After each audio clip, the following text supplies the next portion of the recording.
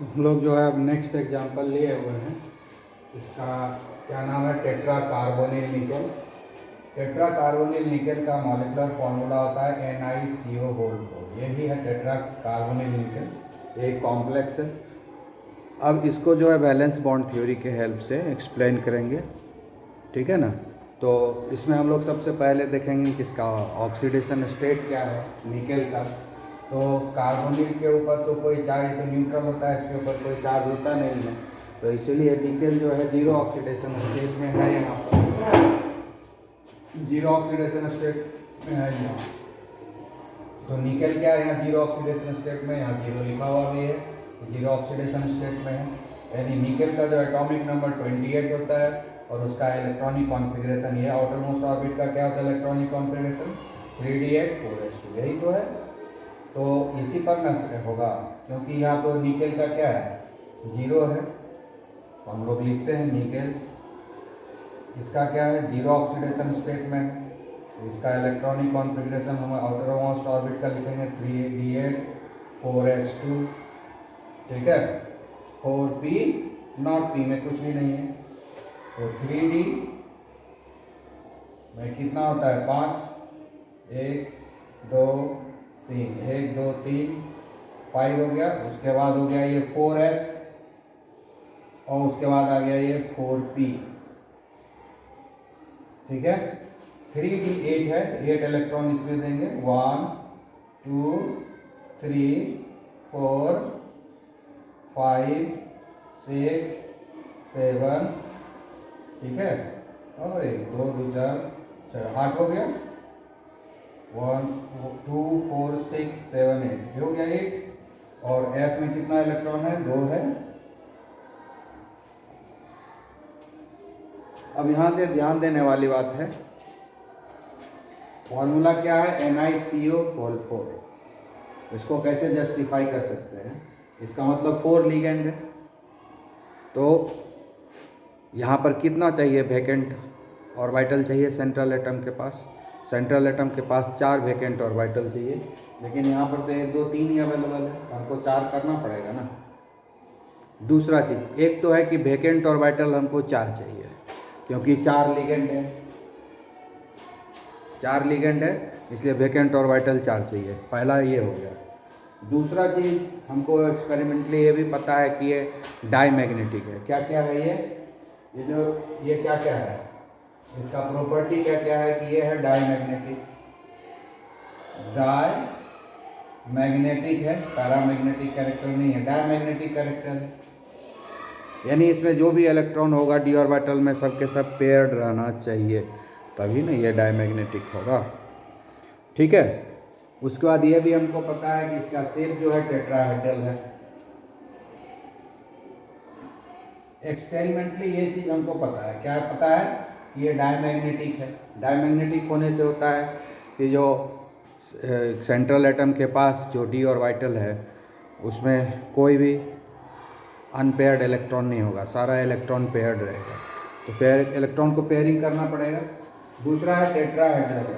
Tetrahedral का meaning क्या हुआ कि 4 ही ऑर्बिटल का 4 एम्प्टी ऑर्बिटल चाहिए इसको, ठीक है। इससे हाइब्रिडाइजेशन का भी पता चल जाता है कि sp3 हाइब्रिडाइजेशन होगा तभी ना टेट्राहेड्रल शेप होगा, क्योंकि sp3 हाइब्रिडाइजेशन होता है तभी टेट्राहेड्रल। तो यहाँ पर जब हमको पता है कि टेट्राहेड्रल शेप है तो sp3 होगा इसका हाइब्रिडाइजेशन, तो उसके हिसाब से हमको पेयरिंग यहाँ पर करना पड़ेगा। अब देखिए ये क्या है, यहाँ पर ये दोनों अनपेयर्ड इलेक्ट्रॉन है, डी में ये अनपेयर्ड इलेक्ट्रॉन है, यहाँ है डाईमैग्नेटिक, यहाँ पर है डाईमैग्नेटिक, और यहाँ पर 2 अनपेयर्ड इलेक्ट्रॉन है, तो ये तो पैरामैग्नेटिक दिखेगा। तो हम क्या करेंगे, उसको पेयरिंग करना पड़ेगा। उसको क्या करना पड़ेगा, पेयरिंग करना पड़ेगा। पेयरिंग कैसे होता है, under the influence of ligand. Ligand जब इंटरेक्ट करेगा इससे, कार्बोनिल जब सेंट्रल एटम के साथ इंटरेक्ट करेगा तो डी ऑर्बिटल का जो इलेक्ट्रॉन है वो पेयर्ड हो जाएगा और 4 एम्प्टी ऑर्बिटल को क्रिएट कर देगा, ठीक है। तो इसलिए कौन है लिगेंड, यहाँ पर कार्बोनिल है। इसका मतलब कार्बोनिल क्या है, स्ट्रॉन्ग लिगेंड होगा। कार्बोनिल क्या है, स्ट्रॉन्ग लिगेंड है, इसलिए ये जो है पेयरिंग करवा देगा, ठीक है। तो हम लोग देखते हैं पेयरिंग हो जाएगा। तो ये क्या करेगा, एक इलेक्ट्रॉन, ये जो s ऑर्बिटल में 2 इलेक्ट्रॉन है, 4s में 2 इलेक्ट्रॉन है ना, ये जो 4s का एक इलेक्ट्रॉन को हम लोग यहाँ दे देंगे और दूसरा इलेक्ट्रॉन को हम यहाँ दे देंगे, तो ये दोनों ही पेयर हो जाएगा। ठीक है, अब इसके बाद पेयरिंग होने के बाद हम यहाँ पर लिख रहे हैं, हाँ,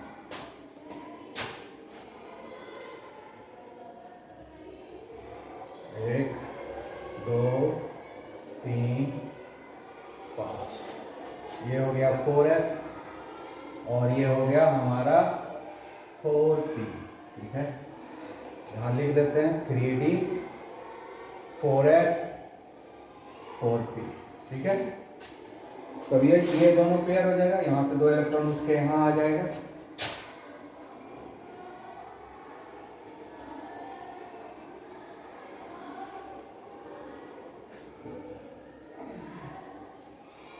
सारा पेयर हो गया, ये खाली हो गया।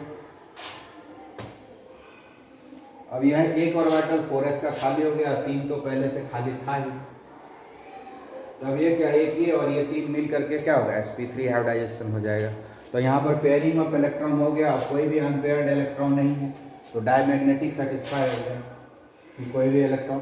तो कौन किया इसको, यहाँ पर पेयरिंग कौन करवाया, कार्बोनिल। जो लिगेंड है कार्बोनिल, CO ग्रुप है, उसको पेयरिंग करवा दिया क्योंकि स्ट्रॉन्ग लिगेंड है। ठीक है, अब ये जो है पेयर हो जाएगा और पेयर होने के बाद क्या बनेगा, sp3 हाइब्रिडाइजेशन होगा। क्या होगा, sp3 हाइब्रिडाइजेशन होगा, तो 4 न्यू ऑर्बिटल लाइन बनेगा, 1 2 3 4, चारों जो है sp3 है, सब sp3 हाइब्रिड है। ठीक है, और sp3 हाइब्रिडाइजेशन जब होता है तो टेट्राहेड्रल शेप होता है, तो इसीलिए टेट्राहेड्रल भी कंफर्म हो गया कि हाँ ये टेट्राहेड्रल है। अब यहाँ पर कौन आएगा, अब यहाँ पर कार्बोनिल ग्रुप आएगा। कार्बोनिल ग्रुप का कार्बन के ऊपर पेयर ऑफ इलेक्ट्रॉन है, कार्बोनिल ग्रुप का कार्बन के ऊपर पेयर ऑफ इलेक्ट्रॉन है, कार्बोनिल ग्रुप का कार्बन के ऊपर पेयर ऑफ इलेक्ट्रॉन है, तो यही जो है इसमें चला जाएगा, यही 2 इलेक्ट्रॉन इसमें चला जाएगा, सब में आ जाएगा। तो सबको 2-2 इलेक्ट्रॉन मिल गया, सब भर गया, इसीलिए 4 खाली चाहिए था। तो इस तरीके से क्या हो गया, चारों भर गया। तो ये आपका सेटिस्फेक्शन है। बैलेंस बॉन्ड थ्योरी के हिसाब से हम लोग डायमैग्नेटिक को भी कंफर्म कर लिए, टेट्राहेड्रल को भी कंफर्म कर लिए, और सफिशिएंट अमाउंट में हम लोगों को जितना चाहिए था एम्प्टी ऑर्बिटल वो भी मिल गया। तो बैलेंस बॉन्ड थ्योरी से इसका एक्सप्लेनेशन हो गया। तो बैलेंस बॉन्ड थ्योरी से हमको क्या क्या डायमैग्नेटिज्म हम लोग ने एक्सप्लेन किया, टेट्राहेड्रल शेप एक्सप्लेनेशन हो गया, और मैग्नेटिक प्रॉपर्टी का भी एक्सप्लेनेशन हो गया, उसके ऑक्सीडेशन नंबर का भी एक्सप्लेनेशन हो गया। ठीक है, तो बैलेंस बॉन्ड थ्योरी को लेकर के इतना चीज़ हम एक्सप्लेन कर सकते हैं। ठीक है, तो अब जो है हमने एग्जाम कर लिया, इस बार है tetra cyano nickelate 2, tetra cyano nickelate 2 ion NiCN4 2 negative charge. ये टेट्रा सियानो निकेलेट 2 का फॉर्मूला लिखा हुआ है।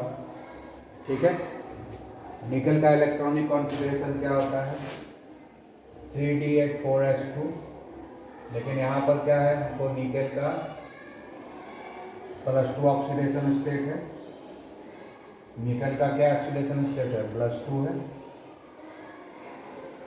ठीक है, तो निकल जो +2 ऑक्सीडेशन स्टेट में है यहाँ पर, तो उसके लिए क्या हो जाएगा, इलेक्ट्रॉनिक कॉन्फ़िगरेशन 2 निकल जाएगा, हो जाएगा 3d8 4s 0 हो जाएगा, 3d8 4s 0 हो जाएगा। ठीक है, तो अब हम इसको लेकर आगे बढ़ेंगे। क्या क्या है इस कंपाउंड के बारे में, अगर एक्सपेरिमेंटल फैक्ट के बारे में पता करेंगे, अगर इसका मैग्नेटिक कैरेक्टर देखेंगे तो ये डायमैग्नेटिक है, डायमैग्नेटिक है ये। ठीक है, दूसरा इसका शेप जो होता है वो स्क्वायर प्लानर होता है। तो देखते हैं ये दोनों एक्सप्लेन होता है कि नहीं। तो ये डायमैग्नेटिक है और स्क्वायर प्लानर है। ठीक है, ये दोनों चीज़ को एक्सप्लेन करना होगा। निकेल है, इसको हम लोग अब बॉक्स रिप्रेजेंटेशन से दिखाते हैं। 1 2 1 2 3 4, ये हो गया 3D, ये हो गया हमारा 4S और ये हो गया हमारा 4P। ठीक है, तो 3D 8 है, हम लोग 8 इलेक्ट्रॉन भर देते हैं। 1 2 3 4 5 हो गया, 6 7 8, ये दोनों खाली रह गया, हाफ फील्ड है, ये खाली है, ये भी खाली है, 4S भी कंप्लीट हो गया और ये तीनों P भी खाली है। और यहाँ पर 2 हाफ फील्ड है, लेकिन क्या कहता है कि ये डायमैग्नेटिक है ना, तो अनपेयर्ड इलेक्ट्रॉन कैसे होगा? इसका मतलब है कि उसको पेयरिंग करना पड़ेगा। पेयरिंग करने के लिए क्या चाहिए? स्ट्रॉन्ग लिगेंड चाहिए। इसका मतलब है कि यहाँ पर जो साइनाइड है वो स्ट्रॉन्ग लिगेंड है, तो यहाँ पर जो ये साइनाइड है स्ट्रॉन्ग लिगेंड है और इसको जो है पेयर कर देगा इसमें, ये इससे आग जाएगा इसमें। ठीक है, पेयरिंग हो जाएगा और पेयरिंग होने के बाद हम यहाँ लिख रहे हैं 1 2 3 4, 1 2 3 4 5, तो पेयरिंग हो गया, एक यहाँ, दूसरा यहाँ, तीसरा यहाँ, चौथा, तो ये 5वां खाली मिल गया क्योंकि ये यहाँ से इलेक्ट्रॉन निकल के इसमें आ गया, तो ये पेयरिंग हो गया और ये खाली हो गया, वो यहाँ खाली है। ये हो गया हमारा 4S, ये हो गया 3D और ये है हमारा 4P। तो ये दोनों कंप्लीटली खाली है, एक यहाँ मिल गया, तो कंपेयरिंग हो गया, तो हमारा डायमैग्नेटिक कैरेक्टर सेटिस्फाई हो गया। अब कहता है कि स्क्वायर प्लानर है, तो स्क्वायर प्लानर में तो 4 ही लिगेंड लगता है ना, स्क्वायर प्लानर में कितना लिगेंड का ज़रूरत पड़ेगा? 4 ही लगेगा ना, और 4 लिगेंड है भी यहाँ पर। तो हम क्या करेंगे, इसको हम लोग हाइब्रिडाइजेशन DsP2 यहीं तक लेंगे। क्या कौन सा हाइब्रिडाइजेशन हो गया? DsP2, DsP2 हो गया, 4 बनेगा, 1 2 3 4 ही ऑर्बिटल आपस में मिक्स हुआ है, इसलिए 4 ही ऑर्बिटल बनेगा, 3 4 ऑर्बिटल बन गया। ये चारों जो है DsP2 हाइब्रिड ऑर्बिटल है, DsP2 हाइब्रिड ऑर्बिटल है, DsP2 हाइब्रिड ऑर्बिटल है, DsP2 हाइब्रिड ऑर्बिटल है। तो 4 जो सफिशिएंट अमाउंट में सेंट्रल एटम पर हमको जितना ज़रूरत था उतना एम्प्टी ऑर्बिटल मिल गया है। अब इस सारे एम्प्टी ऑर्बिटल को क्या करेगा, ये साइनाइड आएगा और इसके साथ जो है कोऑर्डिनेट कोवैलेंट बॉन्ड बना देगा। साइनाइड साइनाइड साइनाइड साइनाइड, तो ये क्या करेगा, ये डोनेट कर देगा, कोऑर्डिनेट कोवैलेंट बॉन्ड बना लेगा, ये भी कोऑर्डिनेट कोवैलेंट बॉन्ड बना लेगा, कोऑर्डिनेट कोवैलेंट बॉन्ड बना लेगा, कोऑर्डिनेट कोवैलेंट बॉन्ड बना लिया। तो ये 4 ऑर्बिटल एम्प्टी मिला, इससे स्क्वायर प्लानर हो गया। DsP2 हाइब्रिडाइजेशन हुआ, कंफर्म हो गया कि स्क्वायर प्लानर है, क्योंकि DsP2 हाइब्रिडाइजेशन जहाँ होता है उसका शेप स्क्वायर प्लानर होता है, तो हमारा स्क्वायर प्लानर भी कंफर्म हो गया क्योंकि DsP2 हाइब्रिडाइजेशन हुआ। ठीक है, डायमैग्नेटिक भी कंफर्म हो गया क्योंकि under the influence of strong ligand cyanide pairing हो गया, इसलिए यहाँ पर एक खाली हो गया, तो सारा चीज़ कंफर्म हो गया। दूसरा यहाँ पर ये इनर कॉम्प्लेक्स हो गया क्योंकि N-1D अंदर वाला D यूज हुआ है, ये हो गया इनर कॉम्प्लेक्स। ये कौन सा कॉम्प्लेक्स हो गया? इनर ऑर्बिटल कॉम्प्लेक्स, इसको हम लोग बोलेंगे इनर ऑर्बिटल कॉम्प्लेक्स या लो स्पिन कॉम्प्लेक्स। इसको क्या बोलेंगे? इनर ऑर्बिटल कॉम्प्लेक्स, क्योंकि अंदर वाला D यूज हुआ। कौन वाला D यूज हुआ? N-1D यूज हुआ। कौन सा हो?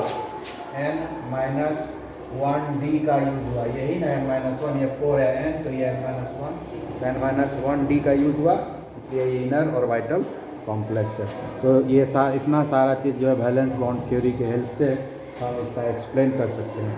ये सारा यूज है वैलेंस बॉन्ड थ्योरी का, तो वैलेंस बॉन्ड थ्योरी को हम अप्लाई कर सकते हैं कोऑर्डिनेशन कंपाउंड में और उसके शेप को एक्सप्लेन कर सकते हैं, उसके मैग्नेटिक बिहेवियर को भी एक्सप्लेन कर सकते हैं और क्लासीफाई भी कर सकते हैं कि वो लो स्पिन कॉम्प्लेक्स है या हाई स्पिन कॉम्प्लेक्स है। Okay dear, have a nice day.